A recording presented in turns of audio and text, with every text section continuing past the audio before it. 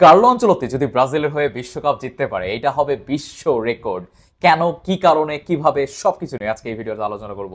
সেই 2023 সাল থেকে আমি নিজেও নিউজ করছি এবং রিউমার চলছে যে কার্লো আনচেলত্তি হয়তো ব্রাজিলের দায়িত্ব নিবে, কিন্তু এই স্বপ্নটা ব্রাজিল ফ্যানদের কখনোই পূরণ হচ্ছিল না। ফাইনালি সেটা সেটেল হলো। Carlo Ancelotti to Brazil, complete হয়ে গেছে ডিলটা। সে এখন ব্রাজিলের নতুন ম্যানেজার। এখন কথা হচ্ছে কার্লো আনচেলত্তি আসলে কেন ব্রাজিলের হয়ে বিশ্বকাপ জিতলে এটা বিশ্ব রেকর্ড হবে। কারণ কার্লো আনচেলত্তি একজন ইতালিয়ান ম্যানেজার এবং বাইরের ম্যানেজার দিয়ে কোনো দেশ কখনো বিশ্বকাপ জেতেনি। কিন্তু এটা কোনো রুলস না, এটা একটা ঘটনা যেটা কখনো ঘটেনি। দ্যাট ডাজেন্ট মিন যে এটা ঘটবে না, এটা অবশ্যই ঘটতে পারে। কার্লো আনচেলত্তি এবং এনাফ কেপেবল সে ব্রাজিলের হয়ে বিশ্বকাপ জেতার জন্য। ব্রাজিলে যে প্লেয়ারগুলো রয়েছে, যে আউটস্ট্যান্ডিং প্লেয়ারগুলো ক্লাবে আউটস্ট্যান্ডিং পারফরমেন্স করে, তাদেরকে সংঘবদ্ধ করে যদি ব্রাজিলে সে প্রপারলি কাজ করতে পারে তাহলে ডেফিনেটলি ক্যাপাবল তারা বিশ্বকাপ জেতার ক্ষেত্রে। কিন্তু এই জিনিসটা কখনো ঘটেনি এর আগে। সো এটা নিয়ে এই জন্যই বলা হচ্ছে যে এটা হলে এটা হবে একটা বিশ্ব রেকর্ড। আর আরেকটা বিষয় নিয়ে কথা বলতেই হচ্ছে, সেটা হচ্ছে কার্লো আনচেলত্তি প্রথম কোনো ন্যাশনাল টিমের দায়িত্ব নিয়েছেন। তিনি অ্যানাফ একজন এক্সপিরিয়েন্স ম্যানেজার এরকম দলকে সামলানোর জন্য, কিন্তু ক্লাব লেভেলে দায়িত্ব পালন করা আর ন্যাশনাল টিমের দায়িত্ব পালন করা কিছুটা ডিফারেন্স তো রয়েছে। এবং আমরা এই জায়গাতে একটু হান্সি ফ্লিকের উদাহরণ টানতে পারি। হান্সি ফ্লিক যে কিনা একজন অসাধারণ ম্যানেজার, যে বায়ার্নের হয়ে অসাধ্য সাধন করে ট্রেবল জিতেছে এবং বার্সেলোনায় হয়ে এসেই চারটে এল ক্লাসিকো জিতেছে এবং সেটা জিতেছে কার্লো আনচেলত্তির সাথেই। 16টা গোল করেছে, 7টা গোল কনসিড করেছে। ফার্স্ট সিজনেই 2টা ট্রফি জেতার খুব দ্বার প্রান্তে, একটা অলরেডি জিতেছে আর একটা জেতার দ্বার প্রান্তে রয়েছে, 2 পয়েন্ট লাগে। কিন্তু এই হান্সি ফ্লিক যখন জার্মানির দায়িত্ব নিল সে কিন্তু খুব একটা সফল হতে পারে নাই। কেন সফল হতে পারে নাই কোশ্চিন আপনার মনে আসতেই পারে। না হওয়ার যে মেইন কারণটা আমার কাছে মনে হয়েছে সেটা হচ্ছে সে যে ধরনের ম্যানেজার, তার প্রতিটা মুহূর্তে প্রতিটা মোমেন্টে তার প্লেয়ারদের উপরে তার কন্ট্রোল থাকা প্রয়োজন। সে যে ধরনের ফুটবল খেলে, প্লেয়ারদের ডায়েট, প্লেয়ারদের পার্সোনাল লাইফ, প্লেয়ারদের আপনি বলতে পারেন যে হচ্ছে লাইফ স্টাইল থেকে শুরু করে প্রত্যেকটা জায়গাতে হান্সি ফ্লিক কন্ট্রোল করে। তাদেরকে ডিসিপ্লিনে রাখে, তাদেরকে একদম নিয়মের মধ্যে রাখে, প্রপারলি একটা নিজের ট্যাকটিক্স নিয়ে সে প্রতিনিয়ত কাজ করে। এবং এই হান্সি ফ্লিক যখন জার্মানির দায়িত্বে ছিল তখন সে এটা করতে পারতো না। জার্মানির হয়ে যখন প্লেয়ারদেরকে সে কাছে পেত, অন্য টিম বিভিন্ন ক্লাবে খেলা প্লেয়ারদেরকে কাছে পেত, সেটা সর্বোচ্চ 2 সপ্তাহের জন্য।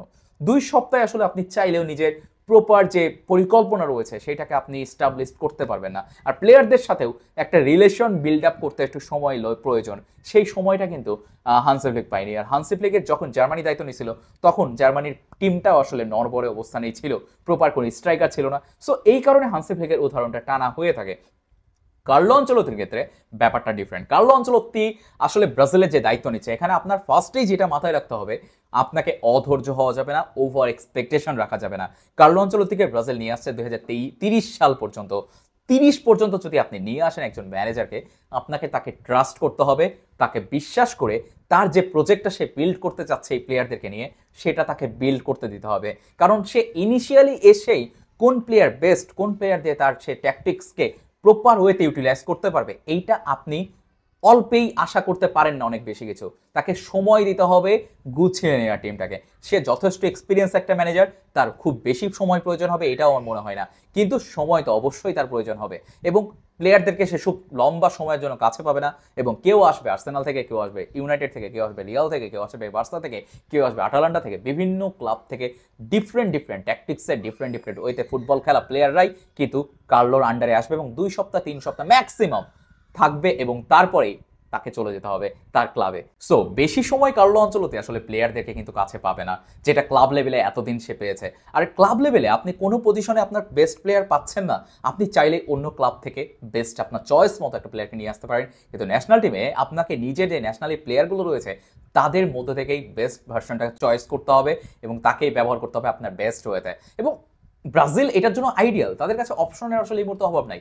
শুধু জাস্ট বেস্ট প্লেয়ারকে বেস্ট পজিশনে চুজ করাটার জন্য কার্লো আনচেলত্তিকে সময় দিতে হবে যে কোন প্লেয়ারটা আসলে তার ট্যাকটিক্সের সাথে পারফেক্টলি শুট করে। এই সময়টা আসলে তার প্রয়োজন। এই সময়ের পরেই যদি সে গুছিয়ে ফেলতে পারে টিমটাকে, আই থিঙ্ক তার আন্ডারে যথেষ্টই আসলে ভালো করবে ব্রাজিল, এইটাই আমার বিশ্বাস। আর ব্রাজিলের আসলে এই জায়গাতে কোনো অপশন ছিল না বাইরের ম্যানেজার ছাড়া, কারণ ব্রাজিলের যে ক্যাপাসিটির প্লেয়ার রয়েছে, আপনি বলতে পারেন যে ব্রাজিলের ভেতর এর থেকে বেটার অপশন ছিল নো ওয়ে। তাদের জন্য এই মুহূর্তে সব থেকে বেটার অপশন যদি কেউ থাকে সেটা definitely Carlo Ancelotti. So Carlo Ancelotti খুবই আইডিয়াল একটা চয়েস ছিল ব্রাজিলের জন্য।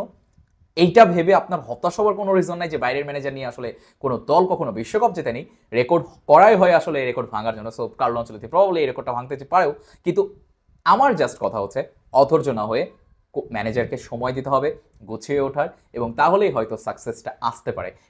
কারণ লিওনেল স্কলানি আর্জেন্টাইন ম্যানেজার, আর্জেন্টিনার আমি যেহেতু ফ্যান, সো আমি দেখেছি লিওনেল স্কলানি যখন প্রথম দায়িত্ব নেয় তাকে নিয়ে অনেক সমালোচনা হয়েছে, তারও টিমটা গুছিয়ে উঠতে সময় প্রয়োজন হয়েছে, তাকে আর্জেন্টিনা সেই সময়টা দিয়েছে এবং সেইটার রেজাল্ট আর্জেন্টিনা এখন পর্যন্ত পাচ্ছে।